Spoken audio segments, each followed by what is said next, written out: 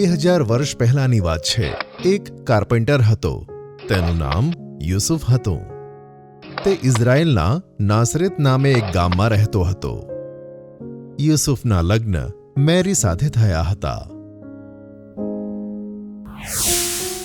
એક દિવસ એક જાદુઈ પરી મેરી સામે પ્રગટ થઈ અને તેણે કહ્યું કે તમારા ઘરે એક દિવ્ય બાળક જન્મ લેશે। તે એક મહાન વ્યક્તિ હશે અને તે દુનિયાને બદલી નાખશે। મેરી થોડાક દિવસો પછી ગર્ભવતી થઈ। તે દરમિયાન બેથલેહેમ શહેરમાં જનગણના આયોજિત કરાઈ હતી। રાજ્યમાં બધાએ તેમાં ભાગ લઈને પોતાનું નામ લખાવવાનું હતું। તેથી મેરી પણ યુસુફ સાથે બેથલેહેમ જવા રવાના થઈ। બેથલેહેમ એક ગીચ વસ્તીવાળો પ્રદેશ હતો, તેથી બંને જણાને રહેવા માટે કોઈ જગ્યા ન મળી। છેલ્લે તેમને રાત વિતાવવા માટે એક જગ્યા મળી ગઈ।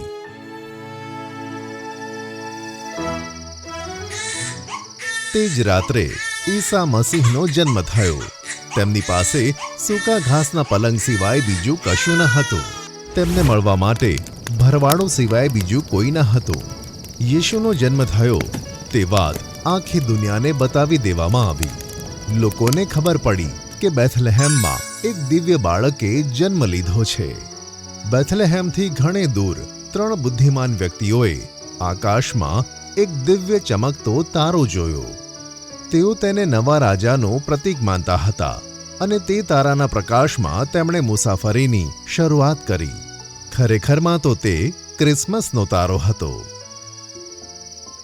તે 3 બુદ્ધિમાન વ્યક્તિઓ ઈશુને મળ્યા અને આશીર્વાદ પણ આપ્યા।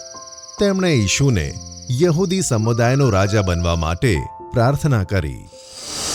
પણ એક વ્યક્તિ ઈશુના જન્મથી ખુશ ન હતો।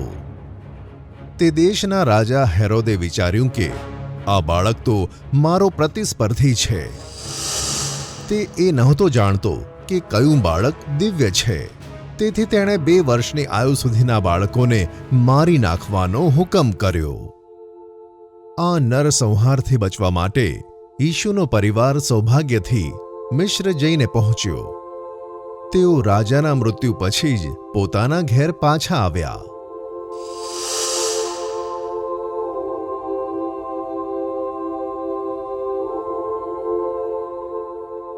ઈશુ બીજા બધા બાળકો કરતાં અલગ હતા। તેઓ શાસ્ત્રો વિશે વાંચી શકતા હતા તેમજ વ્યાખ્યા અને ચર્ચા કરી શકતા હતા। જુડેલ ગામમાં એક રાત્રે બાપ્તિસ્મા અને ઉપવાસ લીધા પછી ઈશુએ પોતાના વિચારોનો પ્રચાર કરવાનું શરૂ કર્યું। તેમની શિક્ષા ખૂબ જ સરળ અને સ્પષ્ટ હતી। તેમણે લોકોને પોતાના પાપોનો પશ્ચાતાપ કરવા માટે કહ્યું। તેમણે લોકોને ખરા હૃદયથી ભગવાનને પ્રેમ કરવા માટે વિનંતી કરી।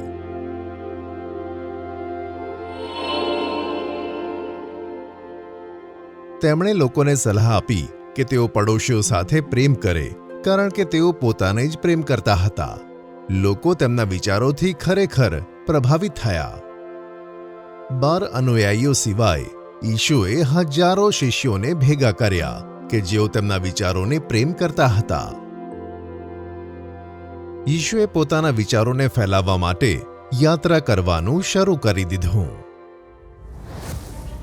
ક્યારેક શિક્ષણ આપતી વખતે તેમણે સમુદાયોના મોટેરાઓ સામે ચર્ચા કરવી પડતી। તેમણે તે વેપારીઓ સાથે લડવું પડતું હતું કે જેમણે ગરીબો ઉપર અત્યાચાર કર્યા હતા। આના પરિણામે યીશુની સામે ઘણા બધા શક્તિશાળી દુશ્મનો પેદા થઈ ગયા હતા। તે બધા જ યીશુને ખતમ કરવા માંગતા હતા। 33 વર્ષની ઉંમરમાં યીશુએ પોતાના અનુયાયીઓ સાથે જેરુસલેમની યાત્રા કરી। તેઓ જાણતા હતા કે જેરુસલેમના અધિકારીઓ તેમને મારવા માટેની રાહ જોતા હતા। તેમ છતાં યીશુએ પોતાનો રસ્તો ન બદલ્યો।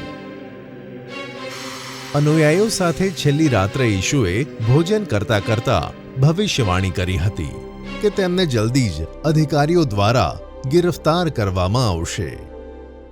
અને થોડા જ કલાકોમાં ઈશુના શબ્દો સાચા પડ્યા. જુડાસ નામના અનુયાયીએ તેમની સાથે દગો કર્યો અને તેમને ગિરફ્તાર કરવામાં આવ્યા.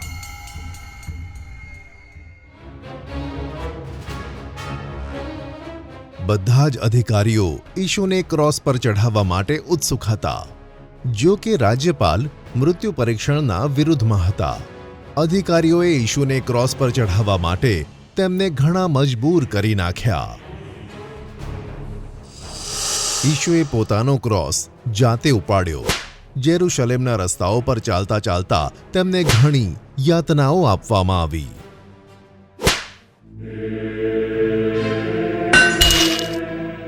શહેરથી દૂર બહારના ભાગમાં તેમને ક્રોસ પર ચઢાવવામાં આવ્યા.